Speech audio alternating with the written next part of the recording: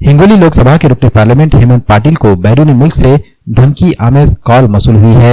Call करने वाले ने 26 जनवरी को मुल्क में बम हमला करने की धमकी दी है। हेमंत पाटिल के जाती फोन नंबर पर यह धमकी आमेज कॉल आई है। रुकने पार्लियामेंट हेमंत पाटिल ने लोकसभा स्पीकर को एक खत के जरिए इसकी इत्तला दी। मामला सामने आने के बाद नांदेड़ में वाक़ हेमंत पाटिल के घर के सामने हिफाजती इंतजाम बढ़ा दिए गए हैं।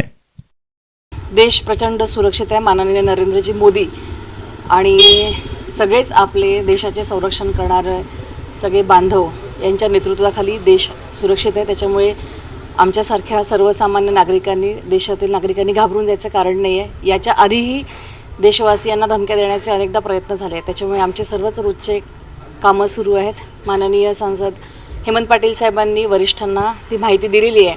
त्याच्यामुळे देश पातळीवर वरिष्ठांच्या पातळीवर योग्य ती खबरदारी घेतली जाईलच। खासदार श्री हेमंत पाटील यांनी आम्हाला काही माहिती दिलेली आहे। त्या माहितीच्या अनुषंगाने आम्ही पडताळणी करत आहोत।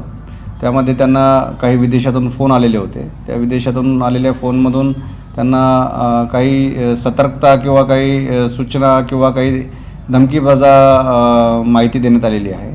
त्या अनुषंगाने आम्ही खात्री करतो।